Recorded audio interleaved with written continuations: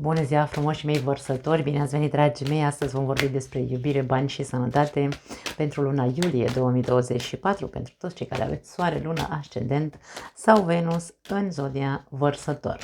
Vom începe ca întotdeauna cu cei care aveți o relație. Bineînțeles că în descriere vă las minutul exact pentru fiecare categorie în parte și începem cu voi, cu cei care aveți o relație. Să vedem cum sau ce povestioară vrea de această dată să ne povestească aceste minunate cărți de tarot. Începem. Vărsătorii care au o relație, luna iulie 2024, iubire. Hai să vedem. Prima carte. 9 de spade. 10 de monede, 5 de bâte. Unii dintre voi, nu știu dacă sunt foarte multe neînțelegeri între voi ca partener de viață sau pur și simplu tu trăiești într-o stare, da? Cineva, unul dintre voi, vreau să zic, este într-o stare conflictivă sau conflictuală cu el însuși, cu ceea ce înseamnă sau ce reprezintă relația sau familia. Da.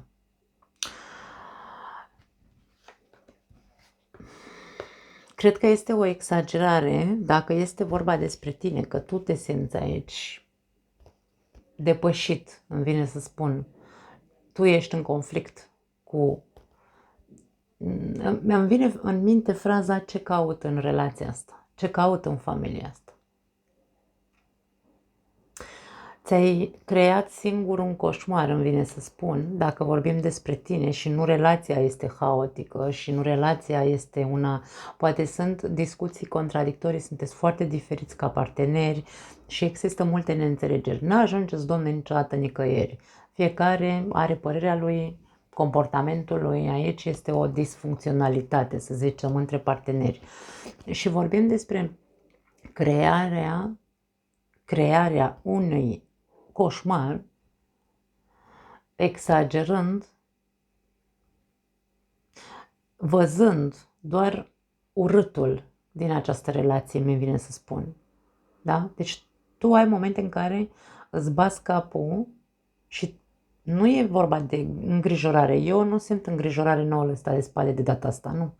Eu aici simt că îmi bat capul văzând doar lucrurile care nu sunt compatibile între noi. Deci aici e vorba despre atenție, pentru că toată atenția ta și toată energia ta este concentrată doar pe incompatibilități. Nu te uiți la alte lucruri care pot exista și pot fi bune între voi doi. Wow, foarte interesante mesajele pentru voi.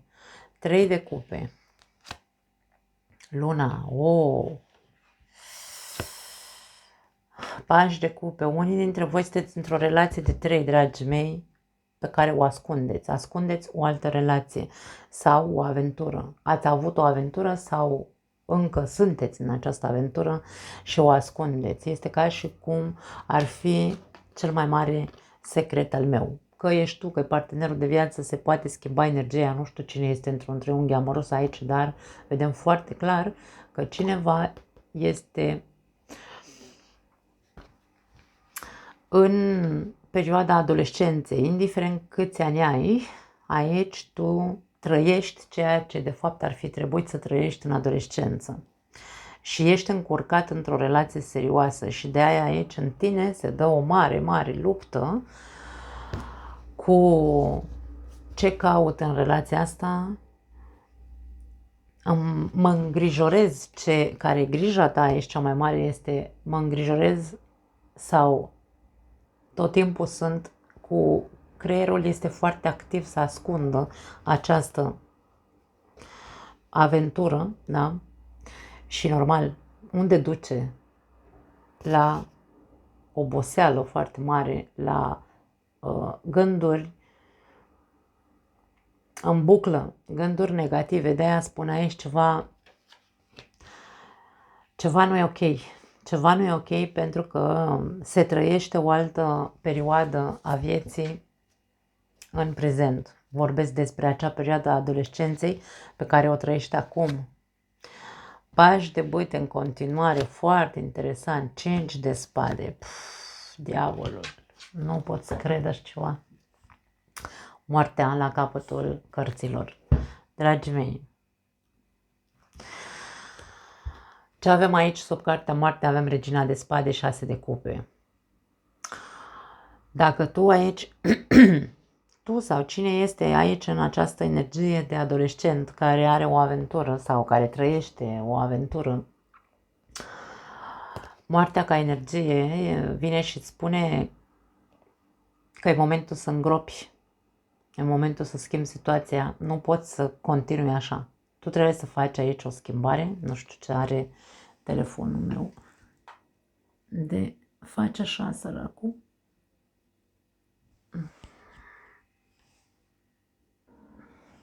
Da, o mică defecțiune tehnică. Da, nu știu ce are, cred că s-a prins prea cu forță în stativul ăsta care îl ține, nu știu ce să zic. Da. N-am vrut să întrerup, pentru că ce văd aici este important și nu vreau să întrerup video ăsta și să-l iau de la capăt, nu. Continuăm. Energia este una de schimbare, neapărat. Tu trebuie să rupi într-un mod foarte conștient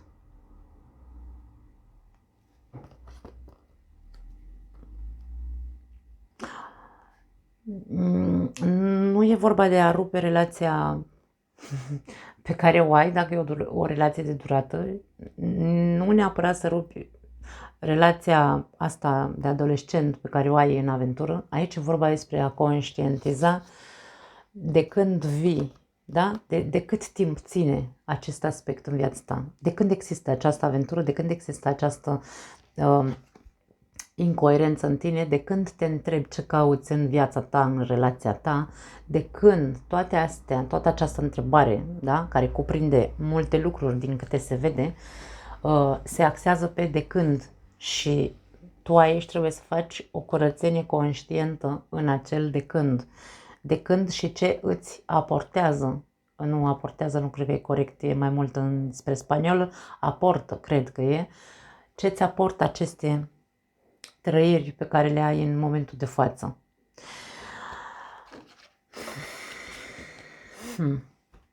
Trebuie să faci o mare schimbare în viața ta. Toată starea asta ta pe care o ai de coșmar, pentru că tu trăiești un coșmar, pentru că trebuie să ascunzi această aventură. Deci punct și punct. Nu am altceva de spus, îmi pare rău. Nu e pentru toată lumea.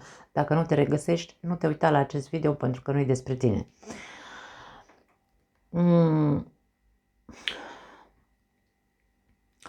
S-a format o dependență, îmi vine să spun, în timp, de care tu nu te mai poți dezlega. Atenție mare pentru că ți-o faci cu mâna ta. În subconștientul tău, totul este deja creat. Totul este deja înlănțuit. Te-ai legat la mâini și la picioare. De când? Întrebarea revine. De când? Și de ce? Care e scopul? Întrebarea e, în momentul de față, dacă tu te întrebi pe tine ce caut în relația asta, ce caut în poveștile astea, pentru că e posibil ca unii dintre voi să vă bateți capul aici, da? Să vă bateți capul foarte tare între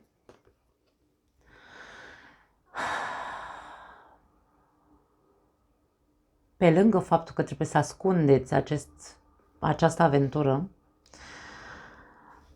vă bateți capul și cu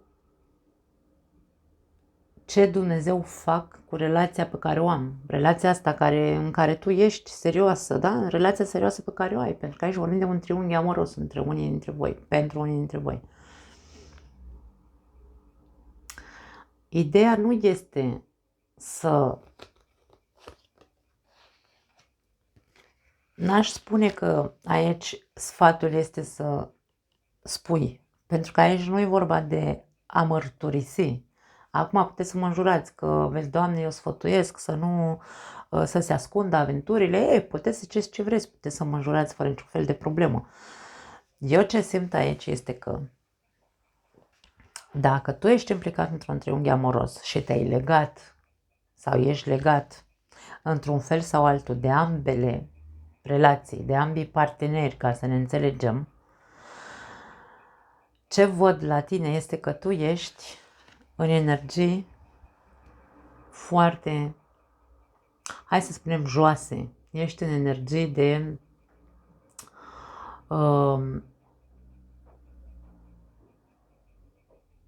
copil care a vrut să experimenteze sau și-a dat voie să experimenteze și nu-și asumă responsabilitatea actelor sale. Poate suna ca o palmă peste ochi ce am zis, dar aici e un fel de ți-ai făcut-o cu mâna ta. Poate că relația în care tu ești este o relație care întotdeauna poate ți-a dat bătăi de cap, poate niciodată nu v-ați înțeles între voi. Ok.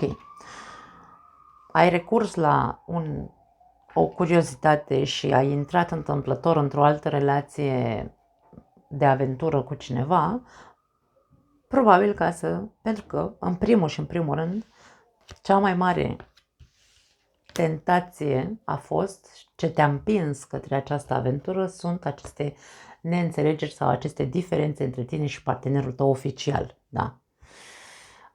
Ok, până aici explicația este una foarte clară. Ideea este că tu nu mai poți să treci la următorul nivel. Dar de ce nu poți să treci la următorul nivel, să te rupi, să rupi lanțurile astea cu amanta sau amantul, aș spune? Pentru că și aici văd un conflict. Tu nu ești ok nici cu amantul sau amanta. Ai de-a face cu același tip de jucător ca și tine, vine să spun. Același tip de aventurier, doar că tu poate te-ai legat emoțional de persoana asta, într-un fel sau altul.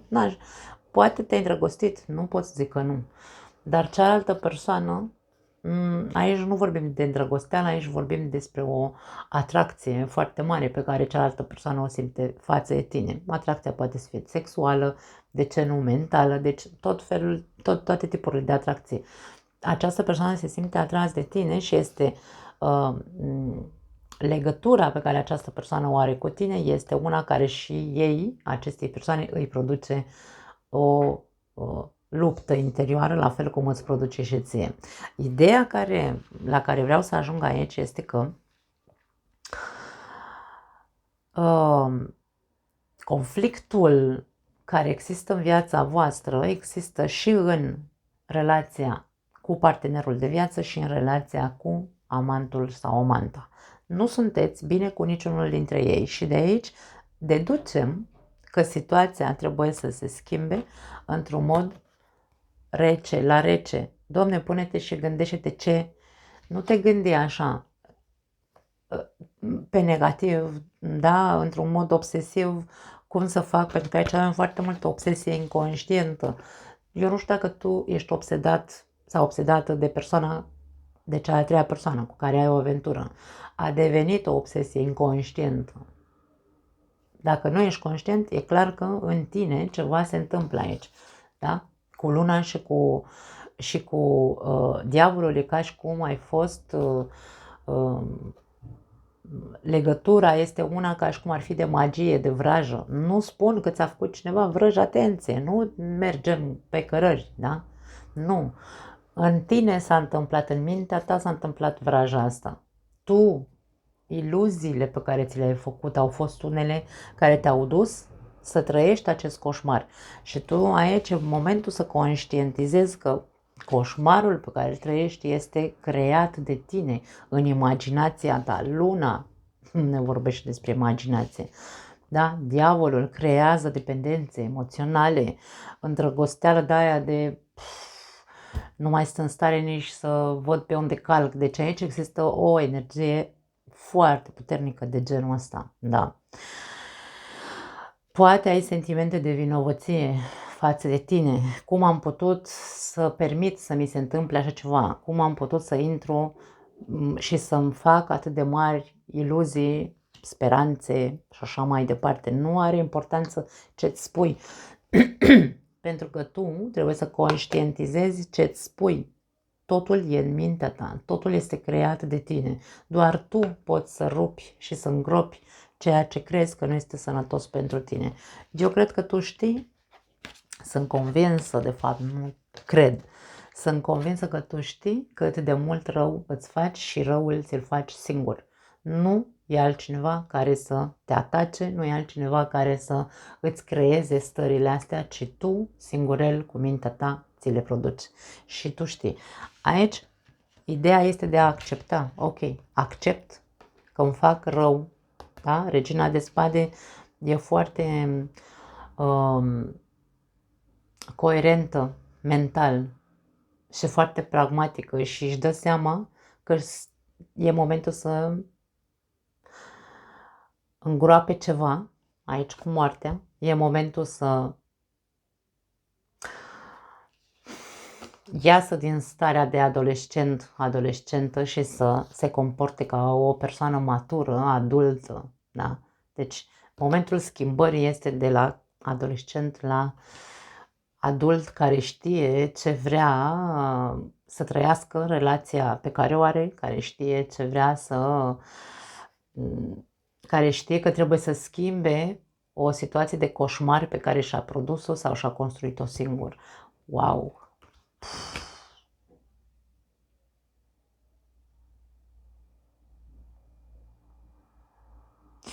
Conflictele, conflictele pe care le ai cu partenerul de viață sunt unele care răbufnesc din impuls. Poate că dacă tu ai fi mai atentă la reacțiile pe care le ai inconștiente, impulsive față de partenerul de viață, da? Poate că aici situația încet se va schimba. Pentru că vei conștientiza anumite comportamente ale tale care din instinctiv, să zicem așa, ies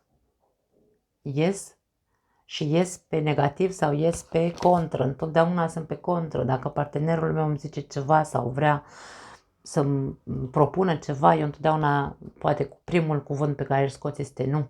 Și aici sunt foarte multe detalii în etalarea asta care ne spun că tu ești cea care a construit povestea asta și tu ești cea care poate schimba această situație. Nimeni altcineva nu poate să schimbe pentru tine.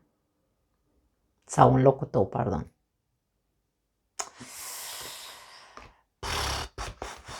Dragii mei, îmi cer scuze.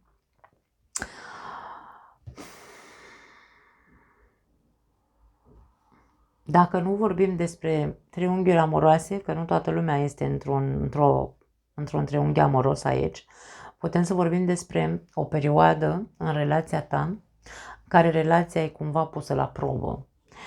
Proba este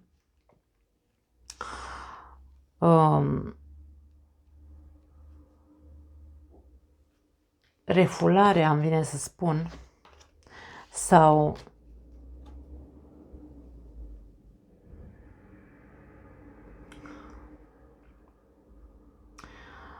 aș spune că luna ne vorbește despre trecut.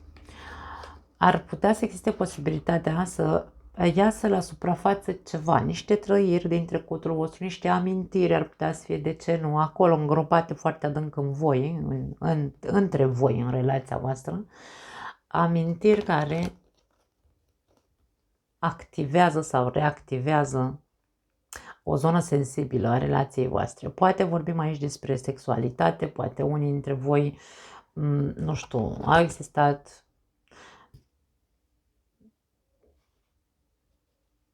a existat cumva o zonă periculoasă, îmi vine să spun, între unii dintre voi. Poate a fost liniște o perioadă, da? Deci aici vedem coșmar, armonie, liniște și dintr-o dată ceva se întâmplă. Da? Se reactivează acest trecut care pune în evidență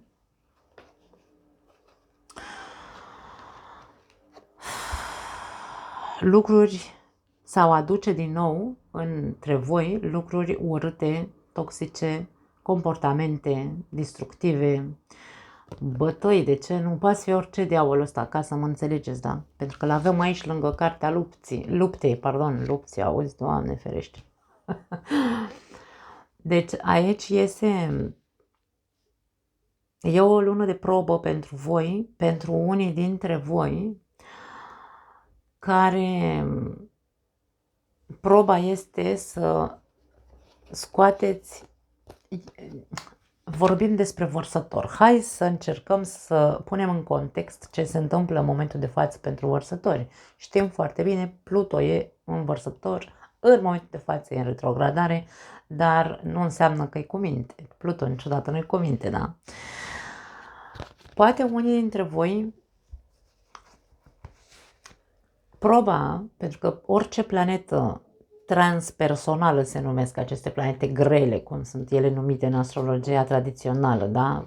Planetele grele sunt Saturn, Uranus, Neptun și Pluto. Toate planetele astea au rolul de a schimba în noi ceva, de a schimba în situațiile care nu trebuie să le mai avem în viață. În viața noastră trebuie schimbate, da? Și în cazul vostru îl vedem aici. Pe Pluto vedem schimbarea, e nevoie să se facă o schimbare. Proba poate fi din prisma lucrurilor care le-ați ascuns sub preș, mizeriile sau violențele sau, nu știu, posesivitatea, gelozia, toate lucrurile astea care au făcut ca relația să fie toxică, da? Inclusiv triunghiurile amoroase, dacă au existat și la voi. Toate aceste lucruri trebuiesc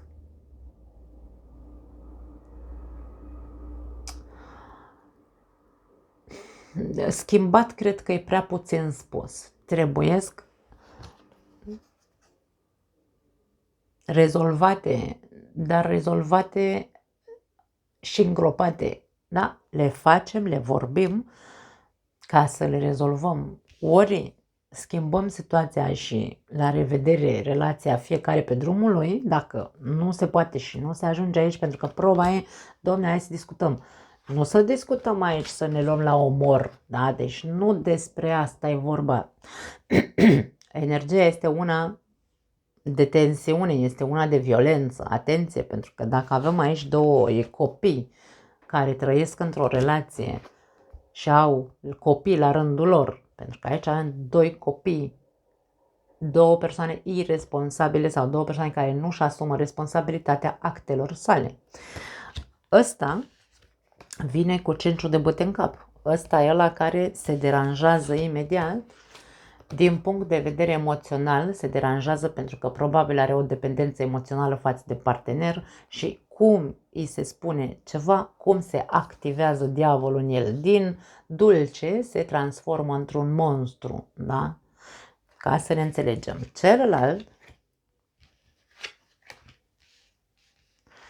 Celălalt, care e un alt copil, mi-e indiferent că aveți 50 de ani, aici vorbim de energie de copii mofturoși, amândoi, da?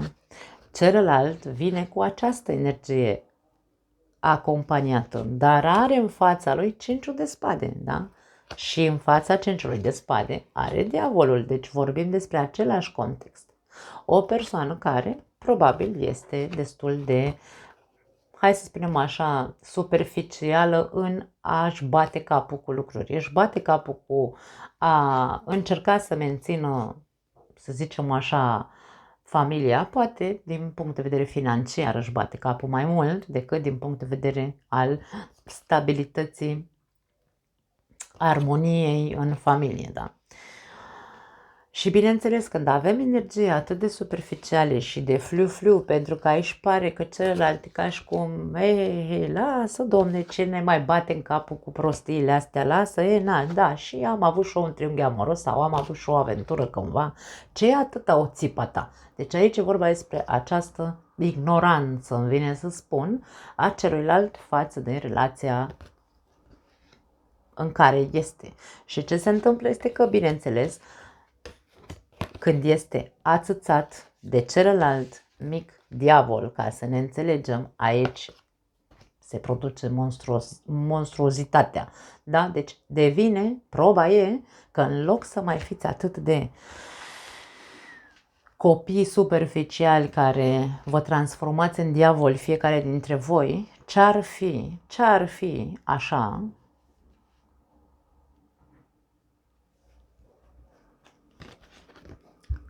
să punem cărțile pe masă, să discutăm și să vedem ce facem. Omorâm relația asta, că poate e moartă de mult, sau o renovăm. Renovată înseamnă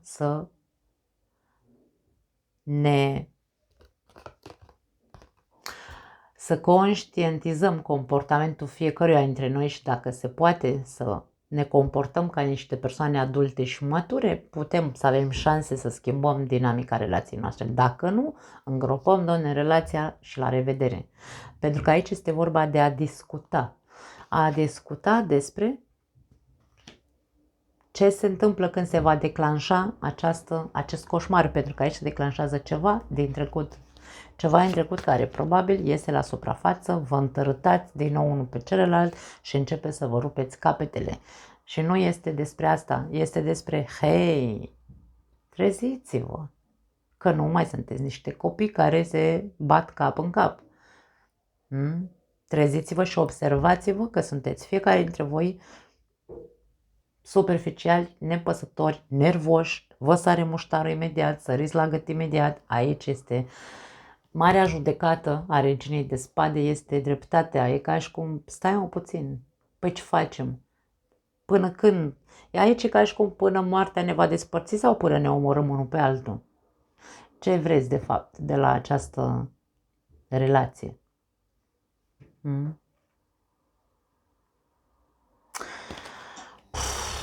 Da. Nu știu ce se întâmplă la vărsători. Am vreo 2-3 etalări în urmă în care observ această situație teribilă pentru cei care aveți o relație. Bineînțeles, Doamne ajută să nu fie decât pentru 2 persoane, cel mult. Hai să vedem. Da, o lună foarte complicată, aș spune, pentru vărsători. Hai să vedem pentru cei singuri, vărsătorii, burlaci, separați, dragii mei, să încercăm să descărcăm energia asta negativă pe care am văzut-o la cei care au o relație și să vedem pentru toți cei care aveți soare, luna, ascendent sau Venus în vărsător, iubire, luna iulie 2024, burlaci, separați, divorțați. Hai să vedem care e atmosfera pe plan emoțional pentru voi, dragii mei. Ei, așa îmi place, soarele. Da. Moartea, wow. 5 de monede.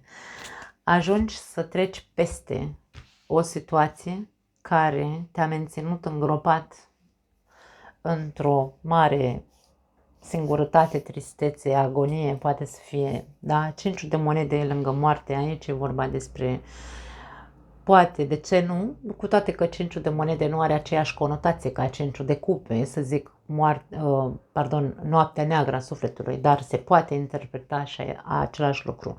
Și începând aici cu soarele, e vorba despre, în sfârșit, reușesc să ies de acolo, ies din iad, ies din coșmar. Ceva te face să te simți mai bine, ceva se schimbă în tine în această perioadă. Depășești o perioadă de victimizare, depășești o perioadă în care poate ai stat izolat, singuratic, n-ai mai vrut să vezi pe nimeni, să mai auzi de relații, da? Deci aici e vorba despre o renaștere pentru foarte mulți dintre voi, renașterea din, nu neapărat din propria cenușă, ci renașterea din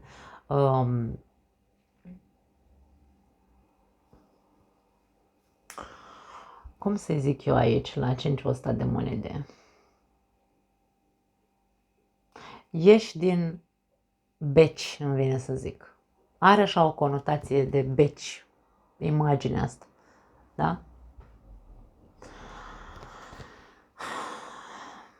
Poate aici vorbim despre o senzație de abandon. Bine, senzație, nu. Ai trăit, ai avut o relație, te-a abandonat într-un mod urât, aici ai suferit foarte tare. Nu știu cât timp ai de când stai acolo, poate 5 luni, 5 luni cel puțin. Nu mi-aș dori să fie 5 ani pentru alții dintre voi, dar aici vedem că în sfârșit, ieși de acolo. Cavaler de cupe, forța, wow, și împărat. În același timp te văd deschis față de... Putem să vorbim despre două persoane pentru unii dintre voi. Aveți deja acel echilibru interior, da? Sau vă veți simți mult mai puternici în această perioadă îmi vine să spun, pentru a avea discernământ și a ști să alegi între aceste două persoane. Nu am nicio carte de alegere în momentul de față. Vom vedea dacă vrea să iasă, dar faptul că mie aici mi arată că există două persoane și cartea forța este între aceste două personaje, eu aș spune că ai discernământ pentru că nu mai trăiești pe senzația de frică de abandon, nu mai trăiești pe...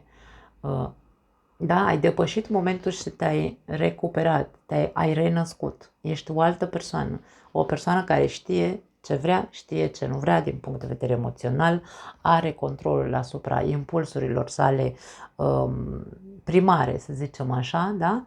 Deci aici vorbim despre mult discernământ pentru foarte mulți dintre vărsători. 3 de cupe, foarte interesant, am așezat invers cavalerul de cupe și împăratul, 9 de monede și 8 de monede. La capătul cărților avem spânzuratul.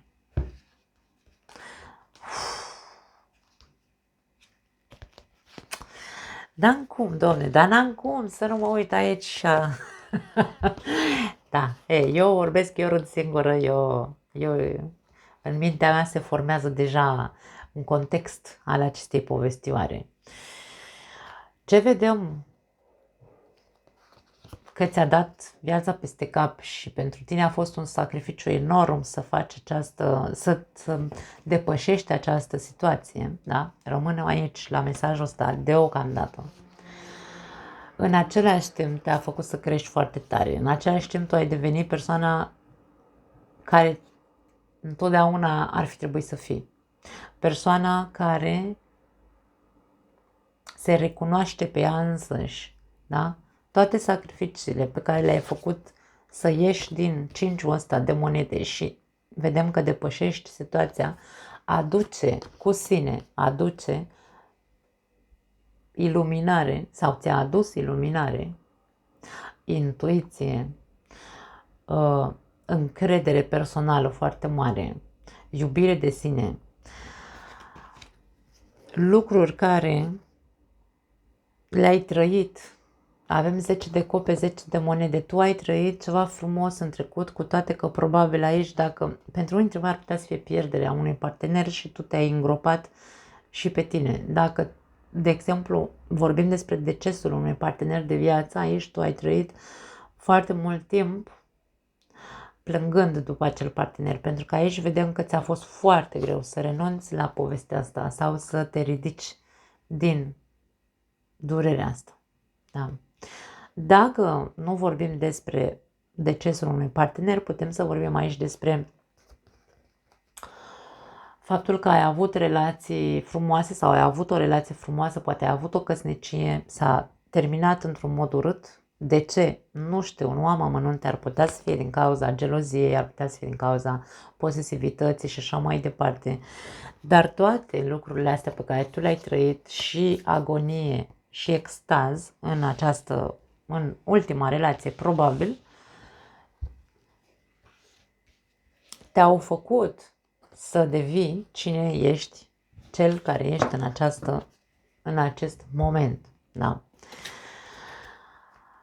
Ai ajuns sau, dacă n-ai ajuns, vei ajunge. Începând cu această perioadă, vei vedea lumina, vei începe să vezi că trebuie să te ridici, vei începe să înțelegi foarte multe lucruri și să preiei controlul. Controlul, nu vorbim de control asupra celorlalți, ci controlul asupra propriei persoane, asupra ceea ce eu îmi doresc, eu știu cine sunt, da, deci aici vedem foarte clar că toată transformarea care a avut loc la nivel personal pentru tine a fost pentru a ajunge din nou să ai control asupra a ceea ce tu reprezinți, să te respecti cu adevărat, să impui respect dacă e necesar. Deci aici nu e vorba despre al călca pe cap pe celălalt, ci e vorba despre nu permit nimănui sau de acum înainte nu mă mai are nimeni cum să mă facă să accept umilințe, să accept să trăiesc în frică, să accept să, nu știu, să stau într-o relație doar pentru că mi-e frică să fiu singur. Deci aici dispar toate aceste lucruri și ce apare este doar munca personală, eforturile pe care le-ai făcut ca tu să fii o persoană așa cum trebuie să fie o persoană, Domne. Începând cu respectul de sine, începând cu știu cine sunt, știu ce merit, da? Nu voi permite mai puțin. Foarte frumos, foarte frumoasă etalarea voastră. Aș spune că în momentul de față există o relație de amabilitate, de tatonare, de hai să zicem așa, de deschidere, curiozitate către, dacă sunt două persoane, către amândouă, ca să vezi, să discerni, cum am spus, băi, oarecare o fi mai potrivit pentru mine. Da? Poate vorbim despre doi colegi de muncă, atenție, aici avem conotație de figură de autoritate, poate fi un coleg de muncă și cealaltă persoană, șeful, șefa. Și bineînțeles că aici e vorba despre, ok, trebuie să păstrez un echilibru, să zicem așa, și probabil că ești prieten sau prietenă sau aveți o relație armonică între voi, pentru că trebuie să văd care dintre acești doi posibili parteneri ar putea să fie cel potrivit pentru mine. Relația cu ambii sau cu unul singur, dacă doar unul există, este una amiabilă, deschisă. Pentru alții dintre voi ar putea să fie inclusiv o relație de... Da, poate exista varianta asta. O spun și pe asta pentru că mi-a atras atenția.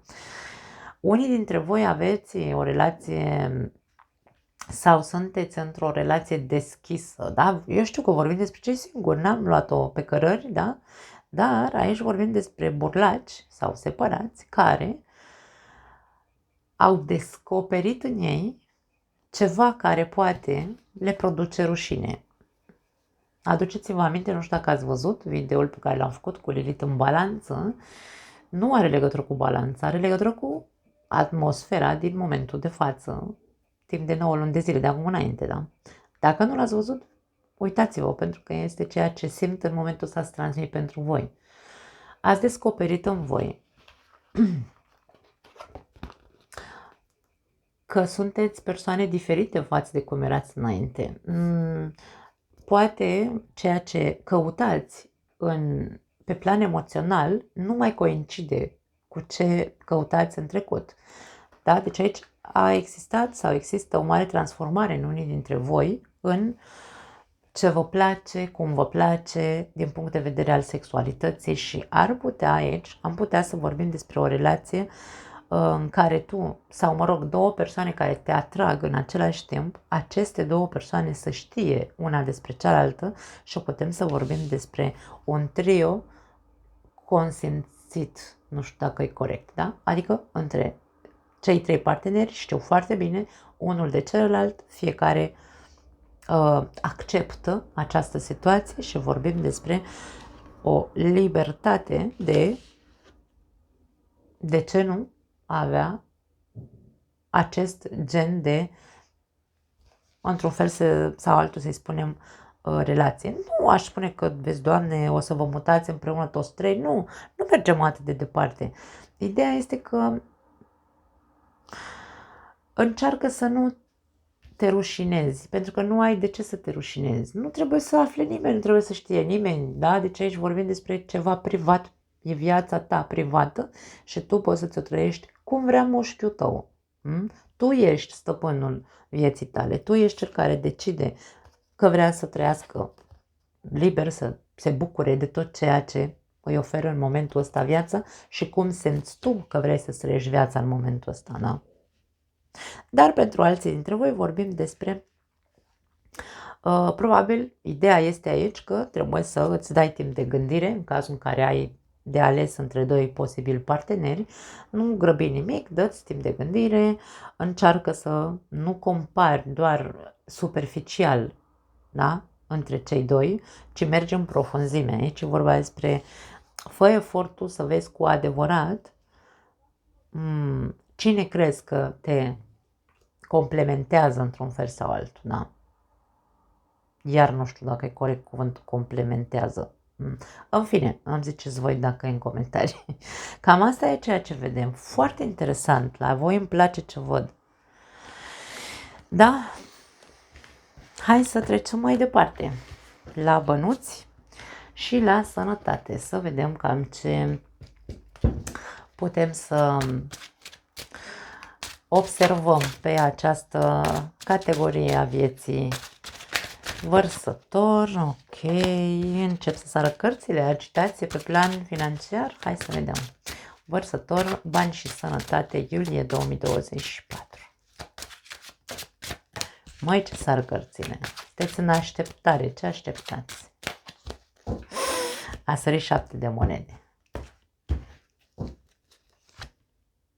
10 de spade. 7 de cupe. 3 de spade, nu-mi place aici. Nu-mi place aici deloc. Unii dintre voi probabil că sunteți într-un moment de criză din punct de vedere financiar. Nu iese nimic bine, domne. Nu reușesc să-mi revin cu banii, nu reușesc să găsesc un job, nu reușesc să funcționeze proiectele pe care le am. Dar eu aici simt o energie prăpăstioasă pe care tu singur ți-o atragi în viața ta. Ești ești foarte visător, ai foarte multe planuri probabil, dar toate planurile duc la eșec pentru că nu e nimic clar în mintea ta. Și tot ceea ce tu materializezi sunt eșecuri. Atenție, nu știu unde zboară mintea. E o mare exagerare aici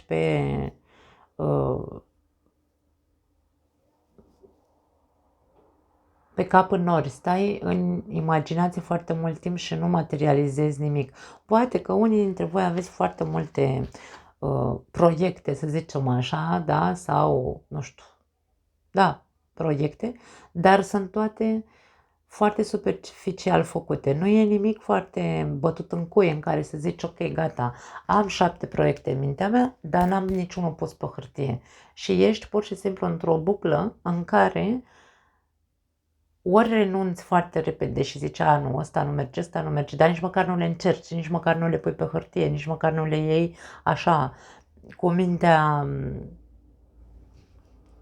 reală, da? Ești doar în imaginație. Atenție mare, nu mai visa cu ochii deschiși și mai ales atenție mare pentru cei care sunteți în așteptare de răspunsuri. Dacă voi aici ați spus, nu știu, o grămadă de CV-uri în cazul în care nu aveți un job, ați spus o grămadă de CV-uri și starea ta emoțională, atenție, da? Deci aici vorbim despre o stare emoțională pe negativ în care din nou face figuri telefonul, nu știu ce se întâmplă. Da, continuăm. Nu știu ce are. La voi e singura zodie la care a făcut fițe telefonul meu, să știți. Până acum n-au avut probleme la alte zodii. Starea ta emoțională din care tu creezi este una de total negativă, de pierdere. Dacă ai pus o grămadă de CV-uri și stai cu gândul,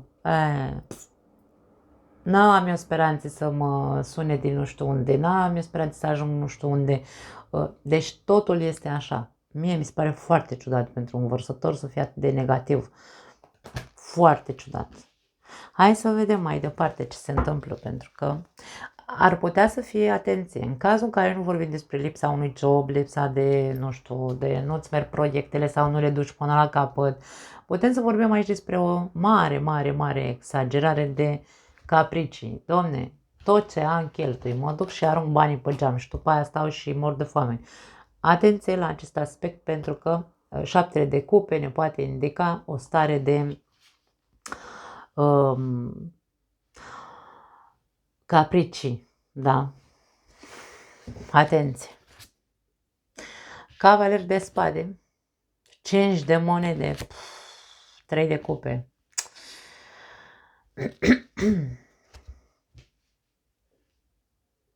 Cine te-a băgat în probleme? Cine te-a tentat aici ca să investești tu probabil ceva? Unii dintre voi probabil că ați investit sau poate că vi s-a vândut aici o gogonată, da? O minciună gogonată, cum că o să faci o grămadă de bani dacă investești nu știu unde și tu ai pierdut tot ce ai avut. Ai băgat banii undeva și aici sărăcia e mare. Ce putem să vedem aici cu cavalerul de spade este că probabil că e momentul să preiei frâiele și să treci la acțiune. Pentru că starea în care ești nu te ajută cu nimic. Aici ca și cum se spune că trebuie să faci altceva. Luptă să ieși de acolo, nu sta la pământ. Nu sta să blestemi lumea. Vai de capul meu, o să mă răzbun într-o zi pe tine aici. Poate fi o energie de genul ăsta, da? Și să-ți faci planuri cum să-l înfunzi tu pe celălalt care cumva te-a dus aici cu gogonata și din cauza lui ai tu pierderi financiare. Poate fi și asta, dar cavalerul de spade vine și spune nu trebuie să te duci să te răzbuni, să-i tai lui la capul, pur și simplu centrează-te să ieși de aici. Poate fi cineva care tu probabil ai avut încredere, un prieten, cineva din familia ta, de ce nu, care te-a dus către acea investiție. Regina de monede, cavaler de monede și steaua există mare speranță aici, dragii mei, să vă reveniți. Deci aici e vorba despre a te centra pe altceva. Ia uite, moartea așa e aici. Centrează-te pe altceva. Wow, da, nu știu de ce la voi aici simt să mă uit mult la cărțile din spate. Uite ce vedem în spate. Avem moartea, 7 de spade, 5 de spade și regina de cupe. Acea persoană care te-a îndulcit sau care te-a păcălit să intri în afacerea respectivă, care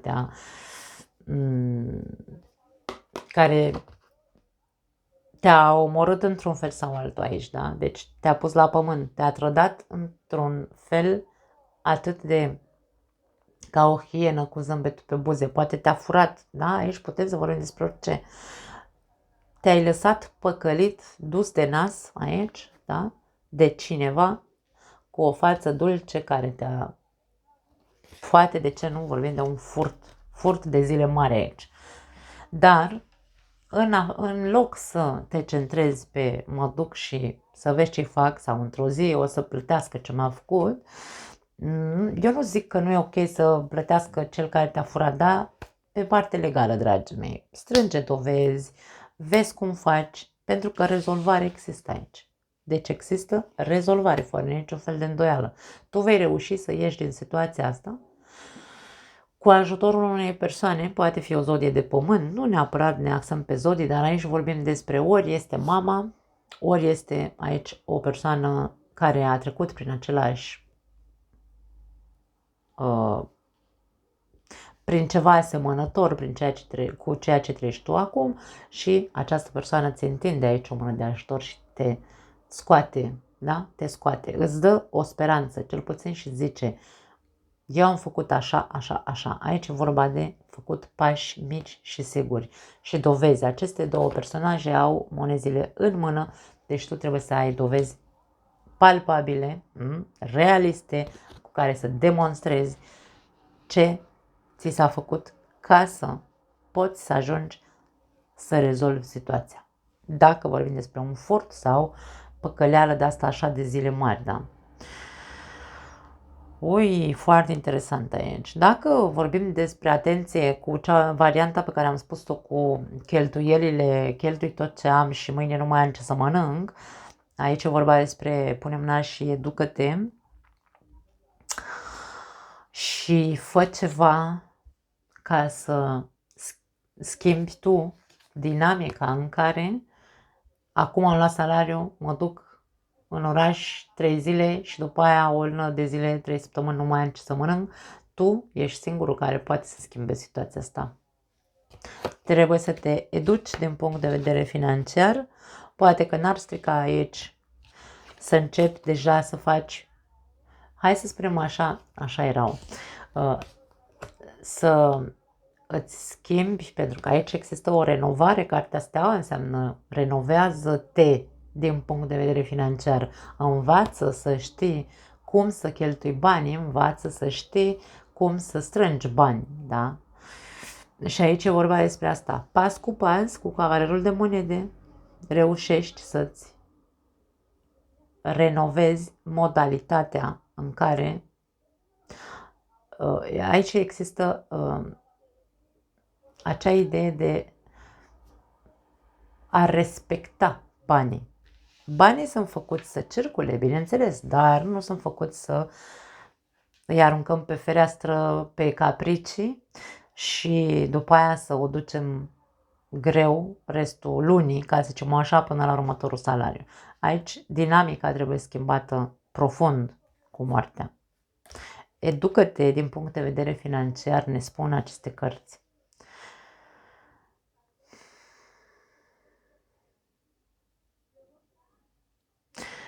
Din punct de vedere al sănătății, o perioadă complicată, aș spune, pentru unii dintre voi, o perioadă de suferință. Poate că aici vorbim despre un diagnostic urât. Unii poate sunteți în convalescență, inclusiv nu puteți să vă ridicați din pat, atenție, există acest aspect, dar poate unii dintre voi v-ați operat, o operație complicată, o operație grea, poate fi o operație la inimă, de ce nu, pentru că am 3 de spade, 10 de spade. Dacă nu vorbim despre fizic ca operații, mă refer, sau convalescență, aici vorbim despre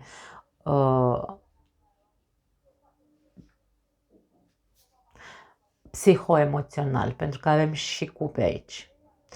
Din cauza unui abandon sau din cauza unei situații foarte, hai să spunem așa, poate de ce nu pierderea cuiva drag, tu aici ai căzut la pământ, ești în depresie, ești într-un moment complicat,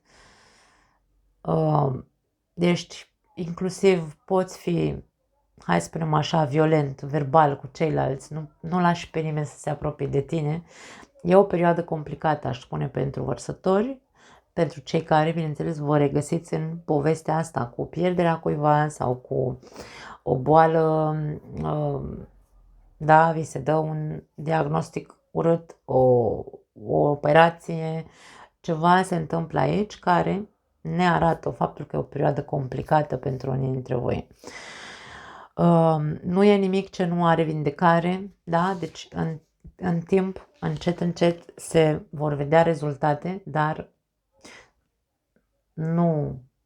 Probabil că unii dintre voi până când revine perioada vărsătorului nu vă veți repune pe picioare, adică în ianuarie-februarie anul viitor, 2025.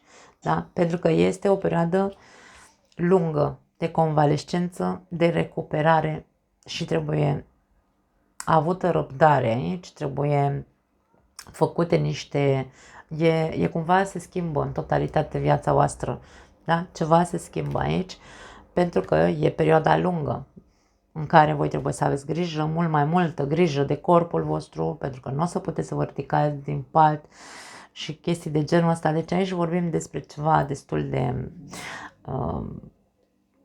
de complicat.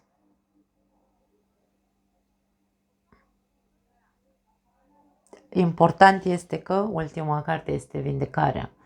Important este că o să vă faceți bine.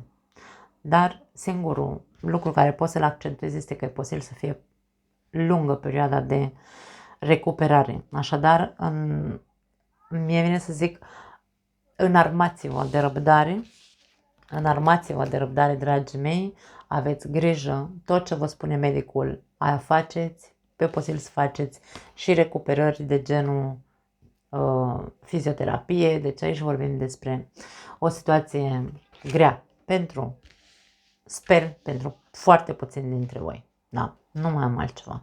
Vă pup. Ne vedem data viitoare.